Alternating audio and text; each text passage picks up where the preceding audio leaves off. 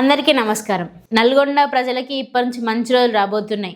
అది ఎట్లంటారా, ఈ మూసీ నది ప్రభావం వల్ల ఇన్ని రోజులు ఫ్లోరైడ్ అనే వ్యాధితోని కాళ్ళు చేతుల వంకరయ్యి, నడుములు వంకరయ్యి చాలా కష్టాలు అనుభవించారు, చాలా నరకయాతన అనుభవించారు. ఇక నల్గొండ ప్రజల కష్టాలు తీరినట్టే. లక్షలాది మంది నల్గొండ జిల్లా ప్రజలు మూసీ నది పరివాహక ప్రాంతంలో చివరగా ఉండడం వల్ల రంగారెడ్డి జిల్లా, హైదరాబాదు జిల్లాలో నుంచి వచ్చిన మొత్తం మురికి, కలుషితం, మనుషుల శవాల నుంచి పశువుల కళేబరాల వరకు ఫార్మా కంపెనీలు వెదజల్లుతున్న విష కాలుష్యం నుంచి మూసీలో కలపడం వల్ల మన తెలంగాణ సీఎం సార్ రేవంత్ రెడ్డి గారు దానికి ఫుల్ స్టాప్ వేస్తున్నారు. అది ఎట్లంటారా, 4,000 కోట్ల అప్పు తీసుకొచ్చి మరి ఈ మూసీ నదిని క్లీన్ చేద్దాం అనుకుంటున్నారు. అందులో ఫస్ట్గా గండివేట్ నుండి బాబుఘాట్ వరకు 21 కిలోమీటర్లు క్లీన్ చేద్దామని మొదటగా అనుకుంటున్నారు.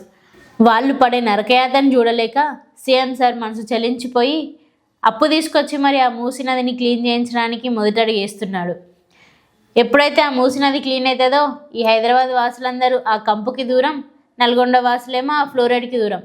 ఇదంతా మంచిగా ఉంది సీఎం సార్, కానీ మీకు రైతులు కనబడతలేరా? గల కష్టాలు మీకు కనబడతలేవా? ఇక మూసీ నది కనబడుతుంది, ఇక కంపు కనబడుతుంది, మురికి నీటికున్న విలువ మన రైతులకు లేకపాయే. ఈ ప్రభుత్వానికి రైతుల కష్టాలు, ఇబ్బందులు కనబడతలేవా?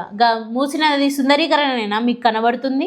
అధికారంలో ఉండి ఒక యూరియా బస్తా అయినా సరే రైతులకు ఇవ్వలేని మీ ప్రభుత్వాలు ఎందుకు సార్? వాయిదా ప్రతిపాదన శ్రీ కల్వకుంట్ల తారక రామారావు గారు మరియు ఇతరులు రాష్ట్రంలో యూరియా కొరత, రైతులు ఎదుర్కొంటున్న ఇబ్బందుల, ఎరువుల విషయంలో కేంద్ర రాష్ట్ర ప్రభుత్వాల విధానాల వల్ల రైతులకు కలుగుతున్న నష్టాలపై సభలో వెంటనే చర్చ చేపట్టాలని కోరుతూ ఇచ్చిన వాయిదా తీర్మానాన్ని తిరస్కరించడమైనది.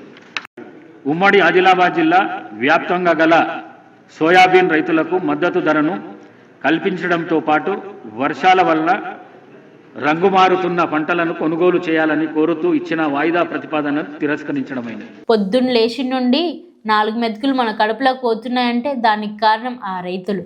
అట్లాంటిది వాళ్ళ కష్టాలు మీరు చూడలేకపోతున్నారు. రైతుకు వెన్నంటే ఉండి మీరు భరోసాను అవ్వాలి, కానీ రైతులు ఎవ్వరు కూడా పంటలు పండించొద్దు. వాళ్ళ ఇంటికి మట్టుకు మాత్రమే పంటలు పండించాలి. అప్పుడు తెలుస్తుంది రైతు యొక్క విలువ, ఈ ప్రభుత్వానికైనా ప్రజలకైనా. మనిషి పుట్టినప్పుడు అన్నం తిన్నప్పుడు ఆ అన్నం ఏడు నుంచి వస్తుందో ఆలోచించండి.